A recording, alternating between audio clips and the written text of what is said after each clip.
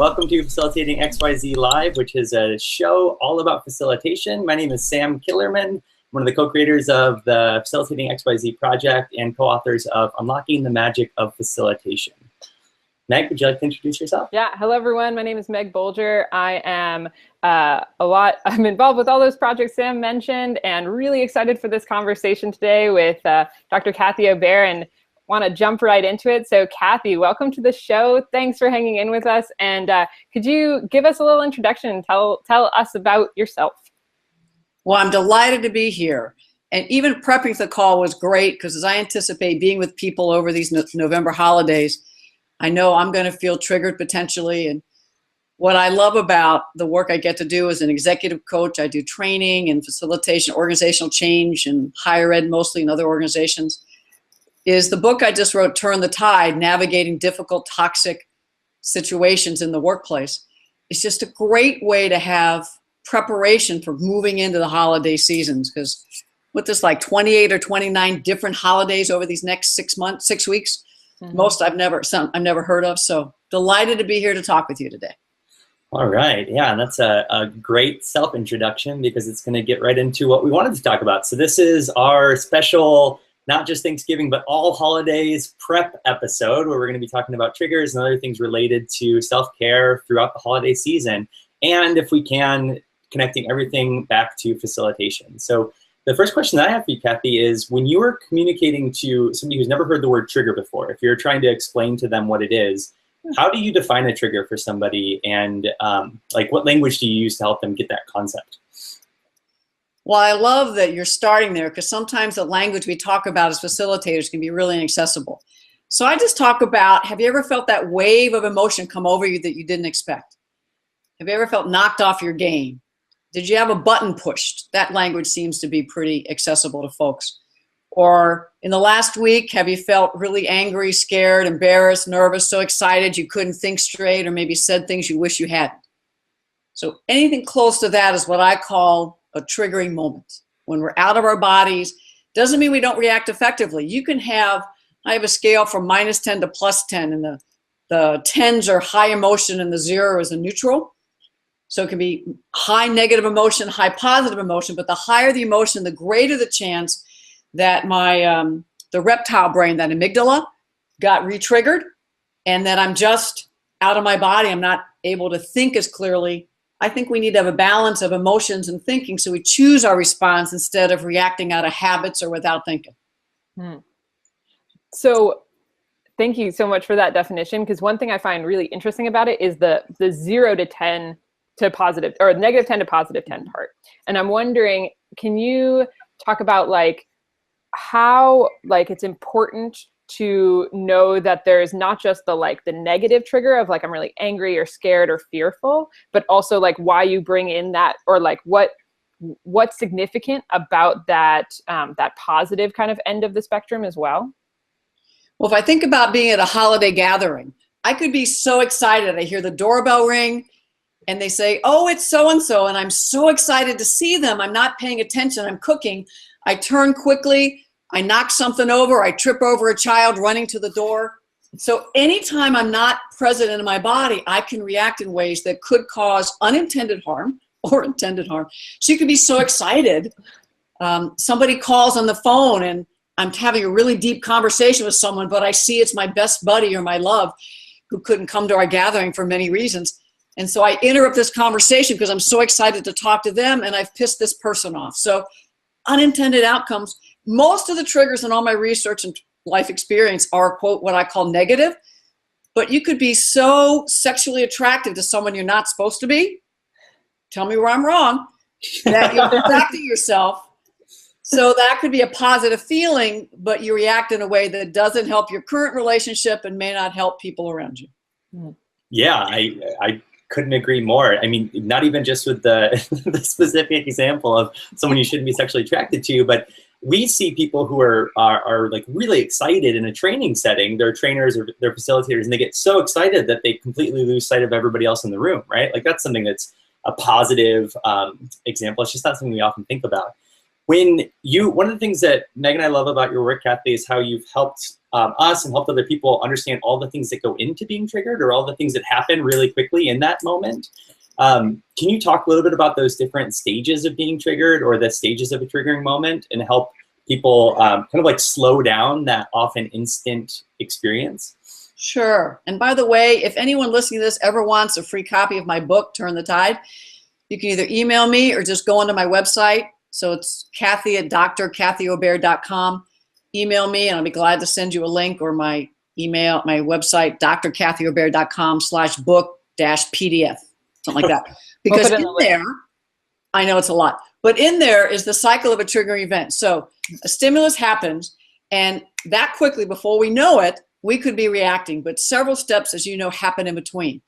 Everything from, I make up a story about what just happened.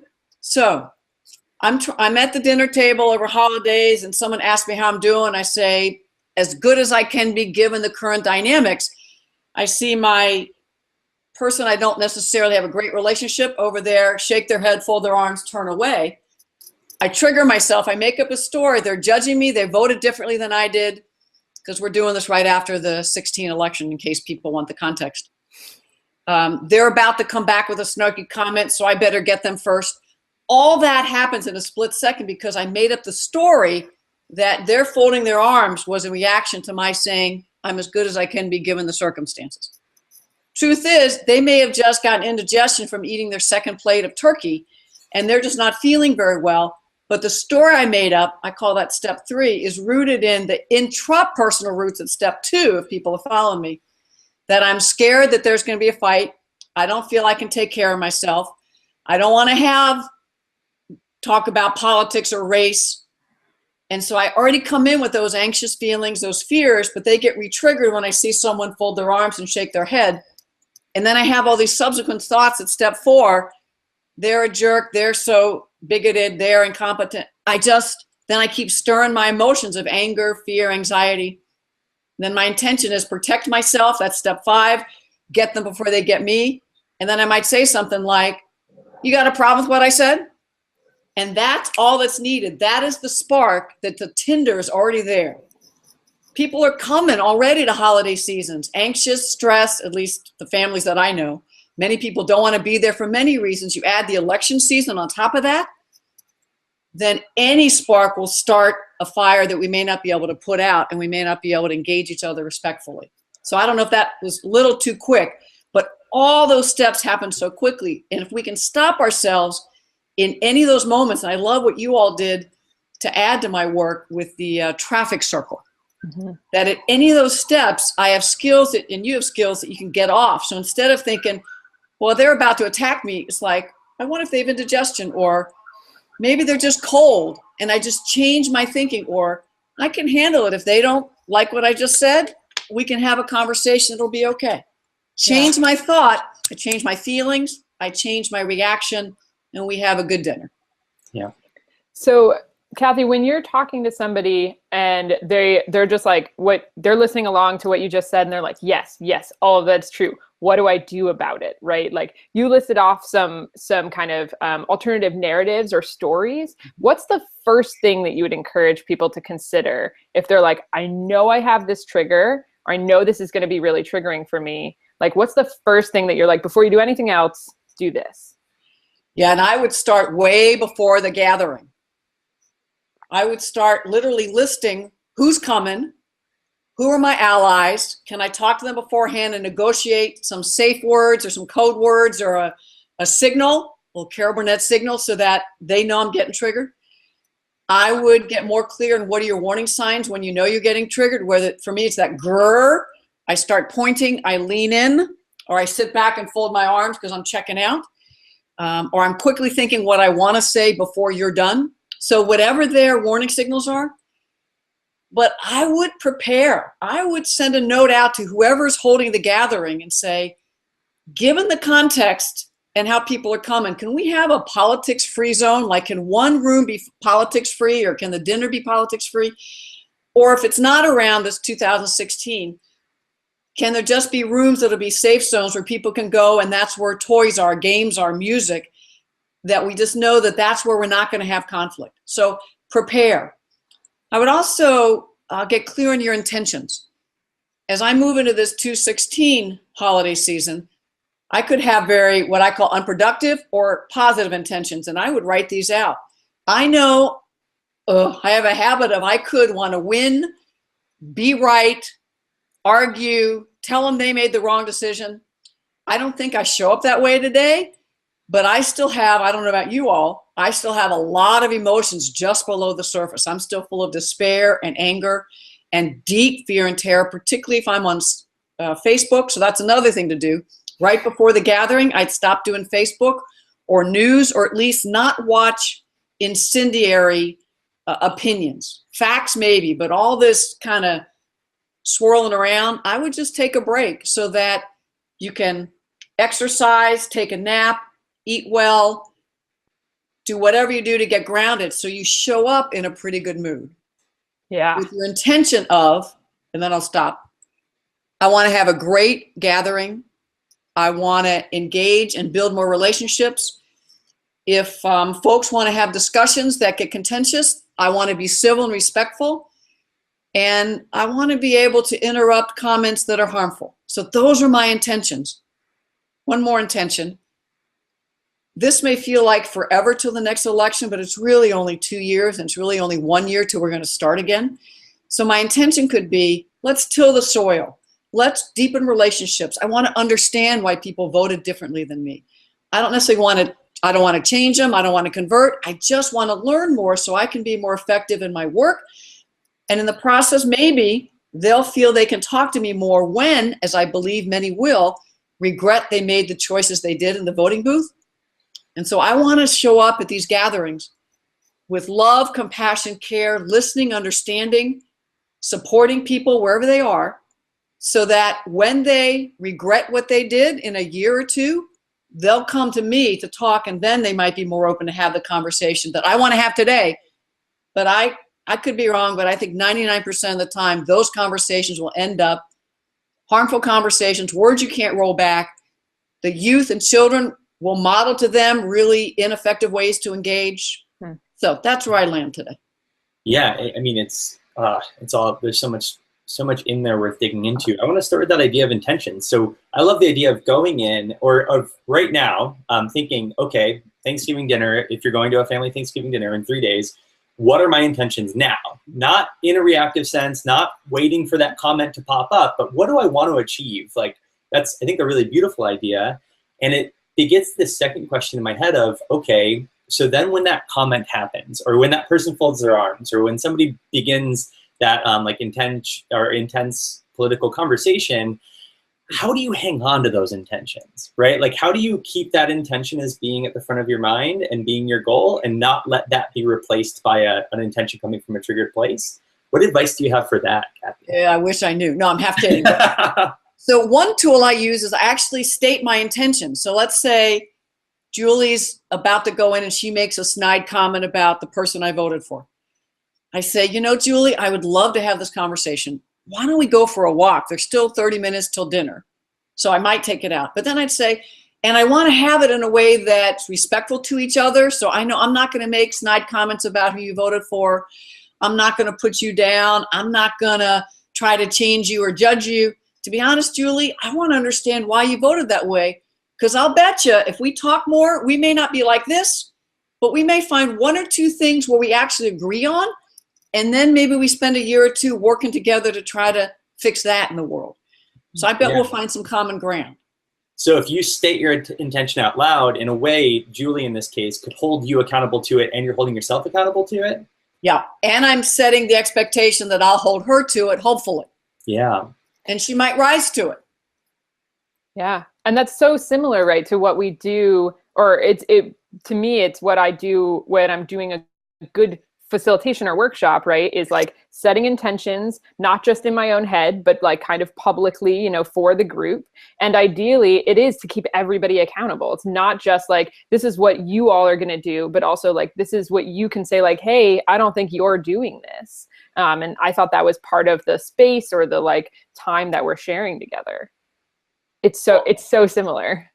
It is so similar, and you just had me think of a new thing I hadn't thought of before.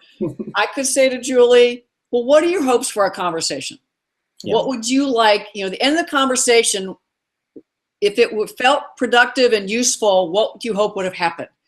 So I don't have to tell her what I want. I can ask and then relate in and say, oh, I agree. I don't want to name call. I don't want to do sniping. I don't want to bully. I just want to understand. Yeah. That's even better. And to be honest, good. Oh, I was just going to say, I think that I've asked this question before of people, especially in social justice work, of like, what was your intention last time you went into a conversation? And most of us haven't thought of that. And if we have, like, retroactively, we'll be like, my intention was to be right versus like, hear that person out, I remember one holiday with a family gathering, politics came up, this was several years ago, and it was someone I didn't know as well. And I just was sharp that day, and I was questioning and engaging, and I was like doing this. And all of a sudden I realized I had whipped up this adrenaline in me, and I was having a blast, but I was drunk on adrenaline. I don't drink, but I was high. And I watched this person engage at first and then slowly do this. And I've got a doctorate. They don't even have a college degree. And I just was like, it's not fun. I mean, I was having fun, to be honest, but it was not aligned with my core values. So I join you that I didn't have an intention except like, this is fun. I don't know if I did harm, but I sure didn't build a relationship. And that person has never reached back to talk about issues again. So I lost a chance to move them along towards where I think we need to be for social justice. What do you do in that moment when you realize that? Like, so my two-part question would be like, if you notice that you did that, is there anything you can do to salvage that moment? And if you don't notice till like, 3 days later, what's the self-talk look like that is going to get you away from like a shame self-talk and more into like a, how do I use this as a learning experience? In that moment, what I wish I had done, I think I just stopped and changed the subject, kind of pivoted, which, isn't bad. Today, I wish I had said, I'm noticing I'm getting really excited about this, kind of overly, and I'm talking over you. I'm really sorry. I'm going to stop, slow down. Tell me more about what you were saying, and I promise I'll never interrupt again. So I can acknowledge the behavior that wasn't useful, see if they want to stay in it. And if they don't, at least I've acknowledged, apologized, and I haven't just walked away. And then I might say, totally understand. If you're done, thanks. I learned a few things. And if you ever want to follow up, I promise I'll be better next time listening. Yeah. And then your second part of shaming, it might just be debriefing with a dear friend or somebody who I trust or has more tools than I do to help them figure out what was going on for me in that moment. So those intentions, because I wanted to be right. I wanted to put them in their place. I was having fun. And to plan better. Because one thing I know I want to do as I move into the holiday season is literally visualize interactions. So it's another tool. So who's going to be there? What do I expect? How do I want to engage differently? And I run it through just like an athlete practices visualizations. And then you can shield yourself energetically, but just have practiced already, either literally role play with someone or just in your mind, so that you're more grounded and you don't get caught off guard when people say things like, well, we just need to see what he does. What he said during the election, everybody says things that they never do. Just wait and see what he does. Give him a break. So how would you respond to that kind of comment? Or, I'm not racist. I voted for him because of these reasons. I'm not racist. Well, plan how to respond to those common moments because they're going to come up. So what do you do?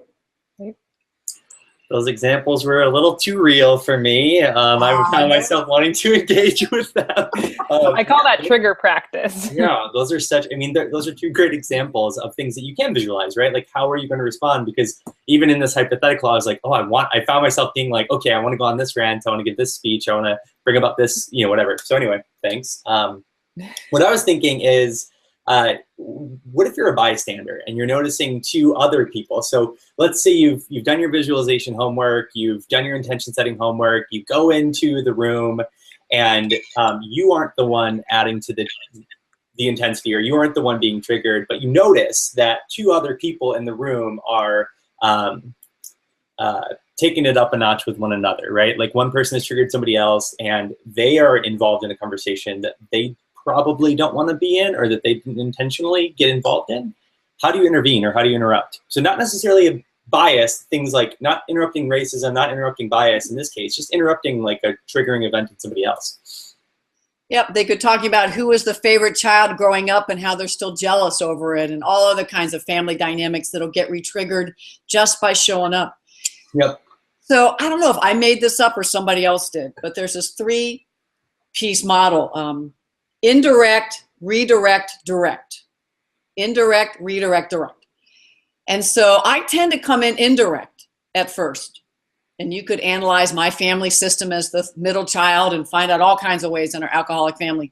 But moving along, so I would come in probably with a joke. Hey, it's getting hot in here. I thought it was just the kitchen. And then I might change the subject. Or I see they are, and one of them is Julio. I'm like, hey, Julio, I'm sorry, I don't mean to interrupt, but I need to talk to you for a minute. We need you in the kitchen. So I literally might break it up. Or somebody's calling for you. Julie, somebody wants you in the other room. And then when no one's does it, oh, I'm sorry, I misunderstood. So there could be all different indirect ways. Or I could just come on over and say, hey, how y'all doing? What do you want for Christmas? Or what do you want for Hanukkah? I got to figure this out. So anything that just kind of indirectly just kind of breaks it up. Okay. Another thing I might do is, so that was kind of indirect and redirect, just distracting. A more direct way might be, hey, it's kind of gone up a bit of a notch. I don't know if y'all want to be having this conversation here. You want to go for a walk? Or, hey, you know, the kids are around. Or, come on, we agreed we'd hold this till after dessert. So any of those quick ways to just remind people. Or civility, it's the word of the day, civility. So all of those sorts of things. If it's equal. Too many of these are not equal, where either power and privileges, and again, the topic can be anything, but somebody is either getting close or is getting abusive or there's harassment coming. So I want to be able to interrupt things when it doesn't feel equal, whether it's a parent taking out a child, a grandparent, a parent on a grandparent. Then I want to be ready to go over and say, hey, come on, not here, and just break it up like it's a fight. Because one of my intentions is to do no harm, but also to protect or intervene in harm when I'm in these kind of settings. Because you know, once people start doing sugar, people will spike and then get low energy, and that's when they're irritable. And you add alcohol to that, and it's just all kinds of stuff could happen that could be very harmful. Yep. What would you say to someone who thinks it's their, like, I feel like there is some energy around this idea of like, this is my opportunity to like make a difference or to change somebody's mind. And I'm going into the holidays believing that like, if I don't do something, then I'm just going to be a bystander. I'm just using my privilege to opt out of this. Like, what would you say if somebody was listening and being like, that's all well and good, but this is my, I've let this stuff go for years and I'm not going to do it this year.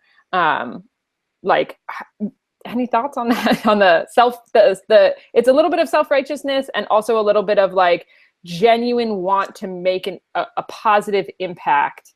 And that, I think that like trying to live in the Venn diagram of those things. And I could be wrong. It could be some family systems and friend systems can handle someone with that type of energy that you just described. What I know, when I go to holiday gatherings, I'm not in the mood for any kind of like, but more than that, even in a workshop, if someone comes at me with energy trying to convince me to change, I usually end up pushing back. And so if someone were to say that to me, I'd say, so tell me about a time when someone came at you with that kind of energy and you were open to learning. Tell me about a time. And most of the times they'll have that look on their face like, oh, okay. So I say, I join you. I want to be effective. And so, you know, if it's a 4-hour gathering, I might spend the first hour connecting with people, the kids, finding out how people are doing, building relationships. And if politics comes up, I might say, hey, if you want to talk about it, I'd love to.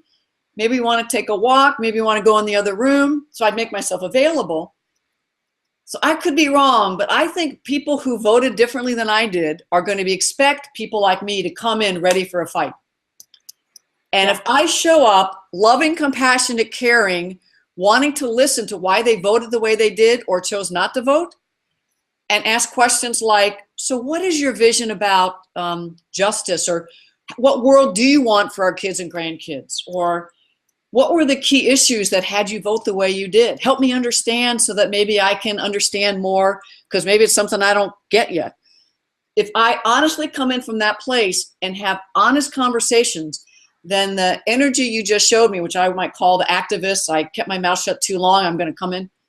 It's another way to be an activist. You're tilling the soil for future planting. And you're planting seeds now that in a month, when you talk the next time, people be in a very different place, they might be willing. So the ones that are willing now, over basting the turkey, have a conversation. But while people are drinking, watching the football game, I'm not sure that's the place that people are going to learn and be educated. That might be the place to interrupt comments and say, hey, not here. Whoop, you just missed a good play. Quit making racist comments. Come on, just get back on the TV. You know? Yeah. Half joking with that one, but yeah, if only it was a joke, right? Kathy, I think that those questions are great questions, and I think that when I think about the ways that people tend to bring that energy, sometimes people bring that energy, the energy of like activist energy, or I've been sitting on my hands for too long and I want to do something. Sometimes they bring that in those questions, like, you know, that all those questions you just said, if they're not asked from a place of like genuine curiosity, they can be just as harmful, right? So have you noticed, or I guess what, how would you advise somebody ask questions in these settings, ask questions when they're trying to better understand somebody who has, in many ways, diametrically opposite viewpoints? What advice do you have for them in asking questions so that those questions don't come off as value statements themselves, but come off as genuinely curious questions? Does that make sense? Total sense. And it might be, again, saying your intention. So it might sound like this. I know over the years at these gatherings, I have been more in your face and pushing. So if you don't trust me, I totally understand why, because in the past, I've showed up where I'm different today. But my intention really is to understand, and I'm curious. And so even if my tone's off, I really do want to understand. And if I ever sound like I'm pushing, this can be our signal. Just do this and I will stop, because that's not what I want. The second part I want to say is, this is what I said. I did 3 days of training this week, co-training. And I opened them somewhat like this to say, I realized I thought I was doing enough work and I wasn't. And I realized I need to do differently and be different. So I'll be honest with your listeners. It's that I've put so much energy into looking at whiteness and white supremacy and racism. I've looked at classism, but only how it intersects for people of color. I personally have not done much work understanding what it's like to be white and working class or working poor, or having grown up in poverty. And while that's not all the voters who may have voted differently than I did, and many people who grew up working class and white did vote like I did, it is being positioned that that is a chunk, as well as upper middle class white women is another chunk that I also think that I need to understand better, because that is my group. And so if I just enter by saying, I don't understand and I want to, because I really want a world where all of us, including all of our families, find economic justice, fairness, being treated fairly, and that if something happens to you, I've got your back. Something happens to me, you got my back. We're not there yet, and there's stuff I just don't understand because so many people voted differently. So I want to understand, because I bet you agree with this vision I have, but I don't know. Tell me, what vision do you want for your children and grandchildren? So find the common ground. Oh, I agree with that too. So tell me more. Why is that important? Oh yeah. So what issues were really important to you? How can I learn about those? I don't know. Yeah. I've been an activist all my life, and I've come in like this, and we're here in 2016. I'm not saying it's right or wrong to do it. I'm just saying, for me, I'm trying something else, spaghetti on the wall, because I need a different outcome in 18 and 20, 22, 24. And we're only talking a few 100,000 people across several states. That's all we're talking that needed to vote differently or vote. So I think it's all, change is happening and will happen more. Yeah. Kathy, I wanted to check in about timing. I'm good if you're good. Good if you're, okay. So one of the, like this is a real small thing, but it's something I noticed and I don't hear it in other people's language that much. So you've said a couple times, I join you in this.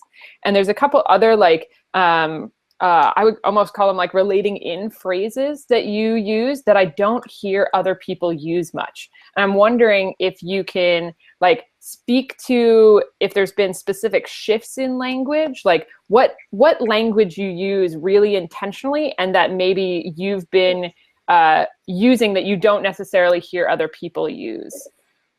And I didn't even know I was saying it, so it's become such a part of me. Yeah. The quick history is, I know you know, is when I do white caucus work, the pattern of whites when we come together is to say who's the best white, and we do this competing. Mm-hmm. I guess this happens when other groups come together who are primarily privileged groups. I think activists do this, like who can be the best activist and who's got the best language. Ooh, notice what my hands did. I didn't mean to, but that's kind of what it feels like. It feels violent to me. Yeah. I've done it so often. So intentionally, I create a space, and I do this, I would do this wherever, facilitating caucuses, one-on-one, where I'm intentionally trying to find how I'm just like you, what do we relate to. Now, this is not to say differences don't matter, but particularly when people are vulnerable, whether they're disagreeing with you or they're vulnerable with emotions, which like where they're feeling fear, anxiety, relating in can create a foundation from which then to build further conversation. If I come in disagreeing, if I come in yeah-butting, if I come in one-upping, all that is discounting, dismissing, and I think it's power privilege dynamics. So if I say things like, oh, I relate, or yeah, me too, you got the, so I'm like 10 years behind cool things, but kind of the whatever. So, but just something where even just what I was taught in counseling, like, yeah, I gotcha. Keep going. Anything like that, you'll find me doing, whether I'm doing coaching or facilitation. Even if someone says something diametrically opposed to what I believe in, I'd be like, oh, I've heard people say that. Tell me more. So anything so that I don't come in teaching, telling, judging, fighting, controlling, conflicting. As a facilitator, I don't find that's useful. Now, if I invite others to engage effectively, that's different. But if I use my power and privilege to disagree, then I think I'm using my power and privilege probably ineffectively. So I'm a facilitator. To be honest, holiday gatherings, I think we should all be facilitators and coaches. That's our mindset. We just come in, we're just facilitating and coaching the entire time. Yeah. Kathy, you said something. So Meg and I, in one of the chapters of our book, we talk about courageous compassion, which is what we define as kind of what you were just saying. It's specifically relating in or trying to find some agreement with people whose viewpoints are completely the opposite or even harmful to what the learning outcomes are of a space. And we talk about that a lot because we find that it is something that people are very afraid to do. Like facilitators in social justice workshops or in any sort of like an activist justice setting, we have found that they are generally afraid to agree with people or to find any common ground with people who are holding harmful perspectives. Is that something that you've noticed as well, like that fear or that resistance to be seen as similar? Yes. And how would you help somebody, or if you think it's important, how would you help someone overcome that fear? Like that fear of being seen as similar to the white person in the caucus space who says the racist thing? Well, in that concrete instant, I am that person. So I have said those things. And the most I try to say I'm not like you, then the people believe I really am. So relating in to say, I've actually thought that before. I've said that before. Not only is a strategy, and then I want to add to it. So you don't stop there. It's like, so tell me more. And it's like, and just last week, somebody gave me some new information that's got me thinking, are you interested in it? So I asked permission to share, especially in the holiday gathering. And so that people say, yeah. And to be honest, I do it in white caucuses too. It's like, I've got some new ideas. You want them? Because if they say yes, they're at least they opened a little bit. And the other piece I think you were getting at, which I relate to, is I don't want to be seen as colluding, collusive, being a bystander and quiet. And so it's like, what's that middle ground that Buddha talks about, or other people do, I think. So if someone's really diametric, I would still say, well, tell me more, but I might ask, what's your outcome? So I'd go to intentions. So I hear in the short term, this is what you voted for, or this is what you think is important. What's the world you want, or how do you think that's going to help our children in this community? And so I try to raise the conversation above the minute or the concrete to the up here, and see if we can't agree that up here, oh, I agree, I want peace in the world too. We might have a different way to get there, but I really want a place where everybody has economic justice and can have family sustainable jobs. Oh, I relate. During this recession and some of the decisions that were made in some of the past administrations, it was horrific what's happened to people and offshore and so many jobs. It's so hard to see people that have to work 2 and 3 jobs to make, so yeah. I relate in keeping that our strategies might be different. And then I might say, it's really great to see what we have in common. Our strategies to get there are different. Maybe we talk about those in a couple weeks or so. I commit to follow-up phone calls, or, if you've got something you want me to read, maybe we can trade articles or trade YouTube things. I'll watch something you want me to watch. You watch something I want you to watch. And then we honestly come together and talk about it. Yep. So in the holiday, I set up further conversations, but it's bartered and fair. And I show up. I watch Fox News, or I watch the person, and I see what I can agree to in it. I think that's great. And if you had somebody who came to you and said, yeah, but I just don't, I'm afraid to do that. I'm afraid of how that I'm going to look if I do something like that. The collusion is such a good example. Like, I'm afraid that people are going to think I'm colluding with this person, or that I'm not willing to, stand up against them if I even agree with them at all. How would you help them get past that hurdle? I'd say family and friends change over time, and they're not going to change in one conversation anyway. And so if you're in it for the long haul, what if you're able to say to someone, I know we really disagree, and I know we're not going to change each other's ideas today, and that's not my intention. Can we just agree to disagree today and have fun, or agree to disagree and listen 5 minutes each way? I'll listen to you for 3 minutes and I won't interrupt, and then you listen to me for 3 minutes and you won't interrupt, and whoever you want to go first, it's your choice. And then we just call it enough for this holiday season. And we commit to staying in relationship and loving each other and reaching out. And if you have questions, you want to talk more. So I liked that 3 minutes each way, by the way. That just kind of came out of me. Yeah. We do that in workshops, right? We say, like, you're going to talk for 2 minutes uninterrupted. And like, that's really important. And we like know the power of that. And I think that's a great idea of just being like, I think it's also a really nice, either a way to like get in front of the agree to disagree, being like, so I see we're on really different planes. Because I think agree to disagree, a lot of people are like, that doesn't feel satisfying enough, but being like, I'm gonna say my 3 minute rant, you're gonna say your 3 minute rant, and then we're gonna call it a day. Like, I love it. And I thought of something while you were talking. What if we just tell stories?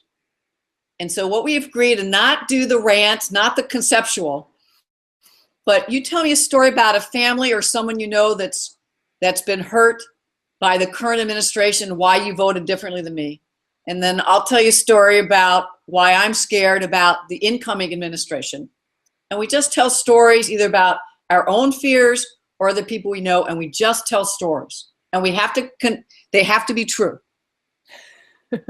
Yeah. It's a different way of showing up as an activist, but not this energy. Yeah. It's inviting, and it's just storytelling. There's this, I've been chatting with a few people about this recently. I don't know why it popped into my mind, but there's this pressure that I think a lot of us feel, and I've been trying to figure out if it's a Western thing or American thing or what, but there's this pressure that we feel when someone shares a story or when someone shares an opinion, we feel this pressure to either agree or disagree with that. And it could be something like, I went and saw this movie and it was really terrible. And someone would be like, oh, I saw that movie too and it was terrible. Or, oh, I saw that movie and I really liked it. Like, we don't just let those things drop, right? Like, we have to either oppose them or agree with them. And I like the idea of telling stories because it's a way of reworking, I think, that wiring of we're not going to agree and disagree. We're not going to fight about this. We're just going to share stories. And it's making me think about it's something because we're taking facilitation techniques and we're applying them to Thanksgiving right now. And now it's got me thinking in reverse, like what are some Thanksgiving or just family gathering techniques that you think would be really helpful for facilitators to apply to facilitation? Like, what are some things you've learned from facilitating family dynamics or just being at family gatherings, Kathy, that you think could inform or have informed your facilitation and training? I'd have to think about that. That's really fun. I can stall for you if you want a minute. Yeah, stall for me. So I was just going to say some of the things that you've said that I think are really helpful. I'll just recount those that I've heard already. So one of them is like, you don't go into like every family gathering. You don't go into family gatherings thinking that this is the last time you're going to see these people. Mm-hmm. And so like one of those things that I think facilitators can draw out of is this idea that like, this isn't going to be the first or likely the last time that this one subject gets talked about, right? Or that this conversation gets had. I know when I started facilitating, I often felt that pressure of like, this is the one shot I've got. And that was so unhelpful, right? Because it made me feel like it was do or die every time to get it right. So that was one thing that you said earlier, that was just like, go into this relationship building or go in, like really being clear that like, that this is good. You're going to have another chance next year, or this person's going to, you need to be able to talk with them 6 months from now. And that's an important step to the development. It's not that relationship building isn't it's not something to be discounted of how powerful that is. It's so critical. And I want to relate to, I think I was getting ego hits out of thinking that I'm the best. They're going to change in my workshop, so I have to do it. And just all that Western, white, ego, academic, whatever, alcoholic, whatever I want to call it. It's all, for me, they're all the same. So relationships so matter. And so family gatherings, it's about building relationships, celebrating. So how can I, in my workshop, celebrate more? So that strength-based approach, having people come in and talk early about what they're doing that's effective, whatever the topic is, what their vision is for what is possible so that they're getting into the higher energy and their higher chakras. And that my goal is that they're experiencing relationship building differently here that they can then do in their work and their families and future. So I'm not there to teach and change them. I'm helping them learn to be a different person, a different way. The other thing is playing together, because I think for family gatherings, bringing DVDs, games, a brand new thing that's just out, no one's ever played, so that we can distract people and have fun and play together and show that even though we're diametrical opposed, we can still love and play.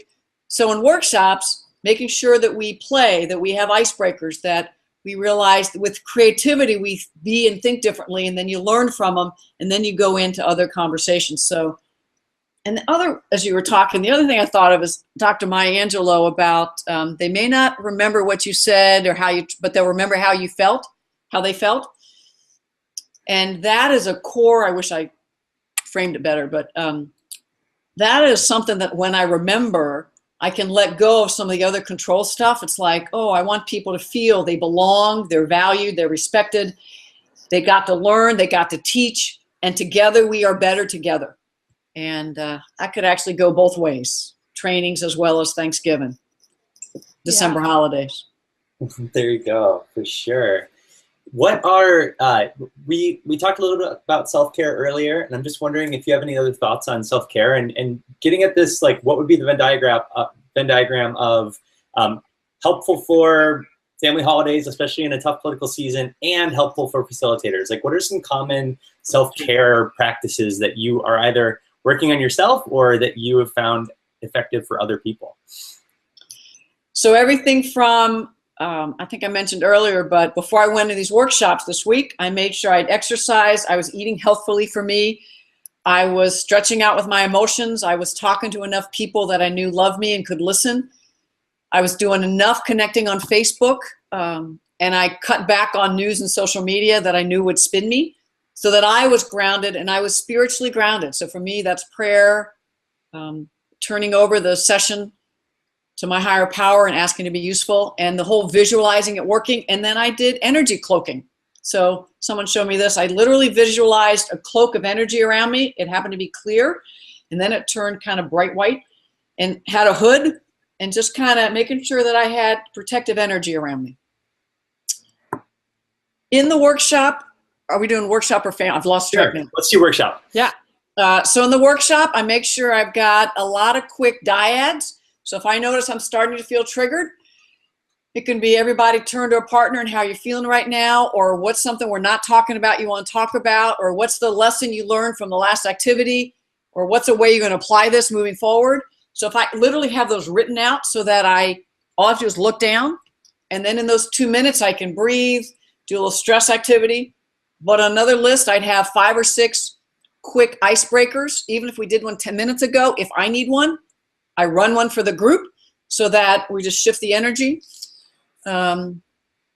Similarly, if we're doing a family affair, I not all the games, but I'd have a playlist of really motivational music that I might turn on, and start a dance, do a dance contest, or a tournament of cards, but just something, all kind of games that if any moment I needed, hopefully there'll be a dog so I could go walk the dog every hour. One of my favorite is kids. If there are toddlers, I get on the floor and I'll play whatever they're playing, because whenever I'm with kids, or I go pet the cat, anything where I can take care of me, that's self-care, that's replenishing and literally changes the energy. Because there might be moments where there's a real dysfunctional dynamic happening, whether we're talking politics, oppression stuff, or it's just 2 people go, and I just don't have it in me to deal. Yeah. And so it just might be I need to go outside. Some people go out and smoke. I'm not encouraging it, but that's what you do. It does give you a break. But just go get some fresh air, literally shake it off, and then come back in. One thing I want to just ask really quick, Kathy, and then I think we're going to move to our kind of final segment of questions, is you said the phrase stretching out with my emotions, which I was like, I don't know what that means, but that sounds really healthy. So I'm wondering, what does that mean to you and how do you do it? So I learned this actually 2 decades ago. Ann Wilson Schaaf did a lot of writing about codependency and healing and health. And so I studied with her for a while, and her philosophy was anytime, this is now my language, anytime you felt triggered, she literally in a workshop would have mattresses. And so you would say, I need to go stretch out. And so you would literally go stretch out, and someone would sit with you, give you all kinds of Kleenex, and you could just cry or pound. There was pillows, just to literally release them. And then as you got kind of more present, the person was there if you wanted to talk. So similarly, today, when this week I was traveling, well, I woke up 4 o'clock in the morning full of emotion. I just laid in my bed and cried. I didn't know what was going on. But if I'd stuffed them, then they would have come out sideways while I was facilitating, and I couldn't have been a clear instrument. Because when we facilitate, I don't talk politics much. I might have, when I opened, said, I'm full of emotion, I don't know about other folks, but this is a place where everybody can be. So I hold the container for everybody to be in. So I need to be a clear instrument. So that's what stretching out the emotions is. Some people work out, go running. Some people do yoga, journal, whatever it is in self-care, so that you are clearer in what you're feeling and you're not going to come out sideways or sniping at people because you've stuffed emotions with food, alcohol, sugar, drugs, that kind of stuff. Yeah. Kathy, Meg, we can't move to last. I just want to ask one more quick question myself. No, so the holding a container, holding a container for everybody in the space. It's a theme that's hitting on so many of the things we've talked about, right? Like there's these people who hold different perspectives. There's this idea of people being triggered and intense situations coming about in a training, and it's something that the idea of holding a container for everybody, I think that's really hard to do. And I'm just wondering, specifically keeping in mind like ideological differences or keeping in mind different levels of intensity, what tips or pointers or steps or lessons, whatever it might be, would you have for somebody who is attempting to hold that container for everybody in the room? How do you do that? Or how does one do that? In a workshop, we have learning guidelines, and at least the work I do, is mostly about inclusive organizations. And so if people say something classist, homophobic, anti-immigrant, we have that organizational mission to fall back on. In a family or friend gathering, you don't have that. And so it might just be, you know, I really would love to talk with you more, but how you're engaging right now and what you just said has me want to pull back, because it just feels like you crossed a line. Notice I didn't say was sexist, racist, homophobic. You can say that, but most likely they're going to feel bummed. Just say it crossed a line for me. Can we agree to some ways to engage each other so that we're not doing personal attacks, raising our voices? And if you can't right now, that's okay. And I'll go sit over there and we can talk later, but I just can't show up right now if that's how we're going to engage. So I went to the process, not the topic. Mm-hmm. What's hard for me is when someone says something racist, that crosses a line. I don't care if they're smiling. If they say something homophobic, if they're saying something anti-immigrant, that's xenophobic, they could be, let's do a cheers. And I still would say something to interrupt it. So for me, the process is important, but the content is equally important. And I may not have completely answered your question because I found myself in that place where I wish I could hold the container, but the container I'm holding is we're going to do no harm. We'll treat people with humanity and dignity. And when people cross that line or I cross that line, we're going to hold each other accountable to that. And that includes making sexually harassing comments. Yeah, I think it's a great answer because it hits at something that I think is a fear that I always have when people are saying, I want to create a container for everyone. It's this idea that container is somehow neutral.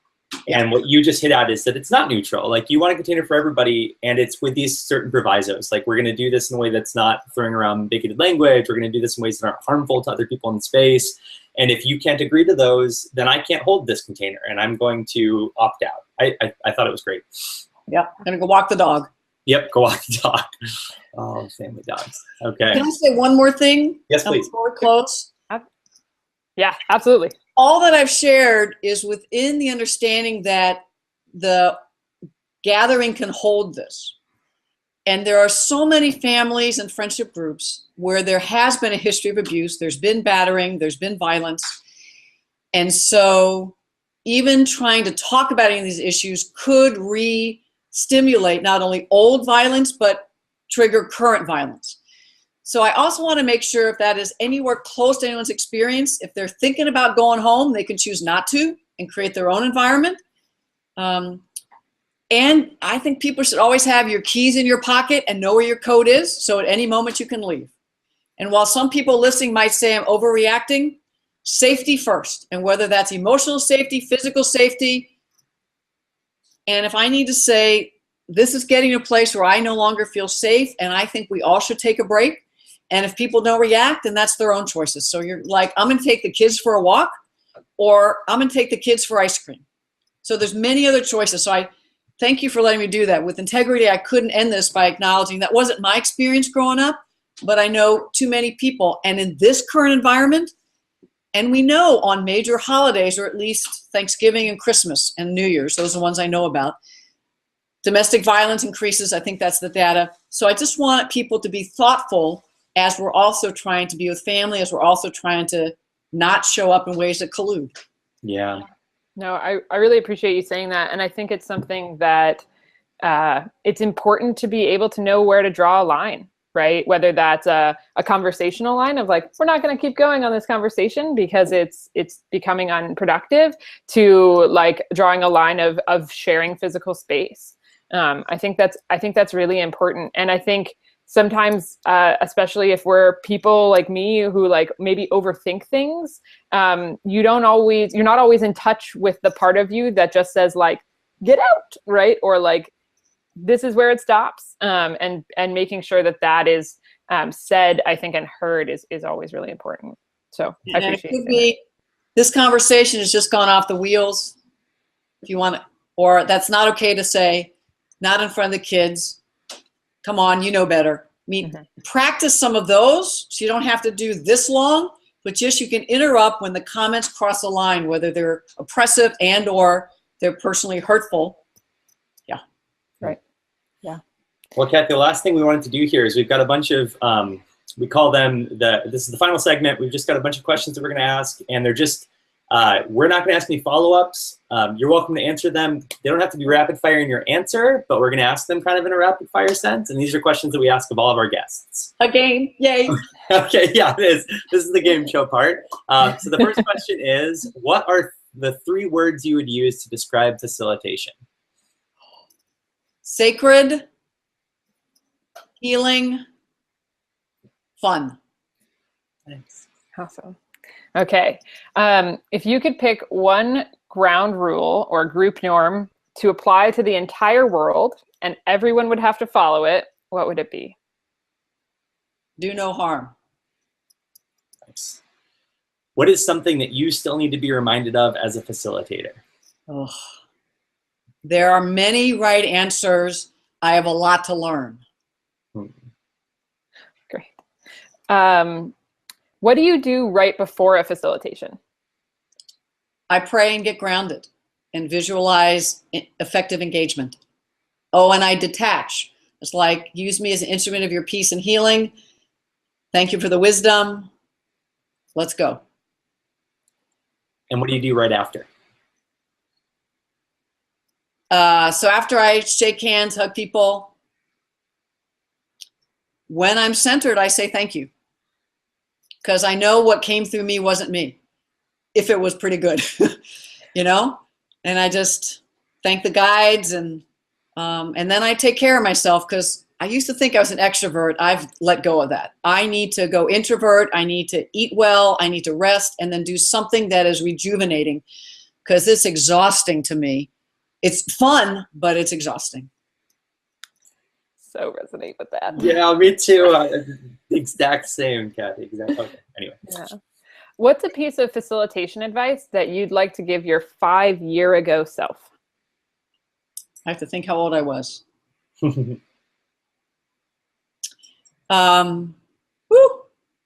Emotions just happened. That you know a lot of wisdom, and that you are here to share that. Doesn't mean you're the smartest or the best or you're right.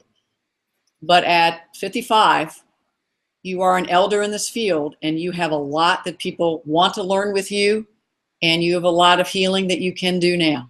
So with humility, go forth and speak your truth to power. What still stresses you out as a facilitator, and what do you do to manage the stress? Large groups that are all over the place with current level of awareness, competency towards whatever we're teaching. So how do I hold the container and not lose people?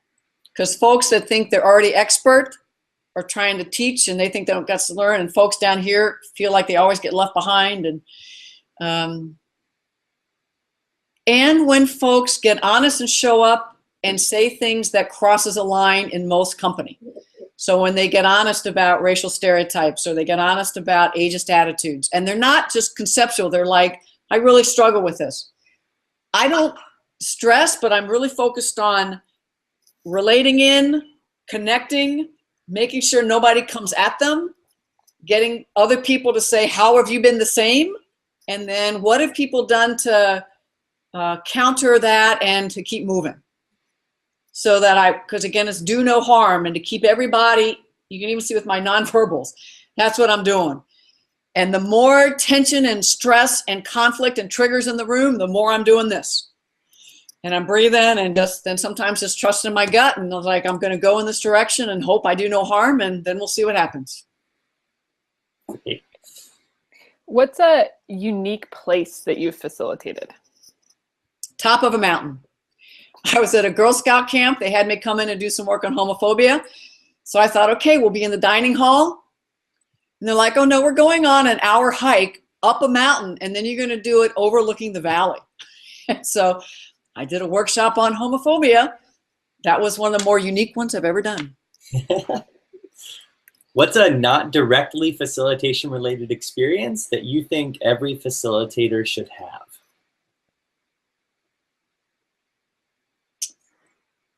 Be in an environment where you're one of the onlys out of your privileged identities. And in my case, realized how incredibly graceful, loving, and open arms I was brought into the community. That's happened to me another time, many times, always across race, so as a white person, but also as highly formally schooled and upper middle class. And so just to know what it's like, yeah. Thanks. Okay. What book, perhaps other than your own, do you recommend most to others?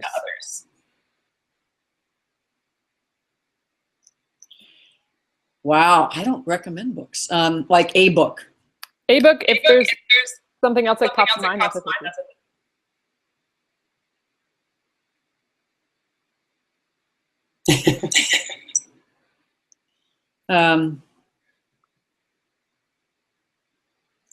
I usually recommend people, watch movies with a social justice lens or with a facilitator lens to see what you're supposed to be learning.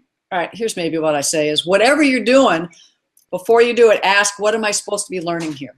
So whether you're about to read a book, watch a video, listen to a song. So for facilitators, I would suggest whatever pulls your passion, go into that, but ask, what am I supposed to be learning? Driving down the highway, I can get a message off a billboard. So if I'm open, I can get the messages I'm supposed to get, especially if I'm preparing for the next workshop, or even as I'm greeting people as they're coming in. But I have to be ready to say, what am I supposed to be learning? And then see what messages come. It could be a button someone's wearing. I'm like, oh, that's what I'm supposed to do as my icebreaker. Okay. Thanks. Meta answer. Meg, you're echoing. Okay. Oh, Meg, will you mute yourself? It's echoing in Kathy. Oh. All right. Well, I'll do my best to ask this in a way that you can hear. Do you have any online resources that everybody should, or that authors should check out? On my website, I have a number of things.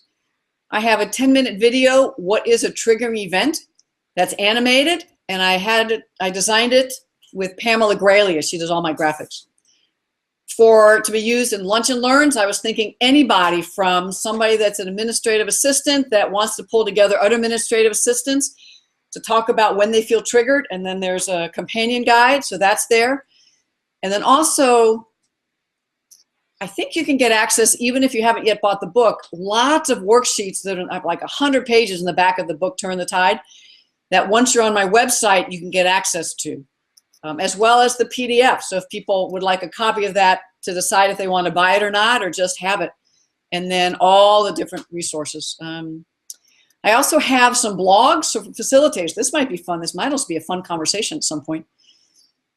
The 4 different levels to infuse equity and inclusion into your workshops, from do no harm all the way up to teaching about it. So you could be teaching how do you do spreadsheets and still have equity inclusion lens. So I have some blogs about that. And then I probably have 4 or 5 or 6 YouTubes. You can Google me and Philippe Matthews show. Probably have 8 times. I've been doing one at 6 o'clock today.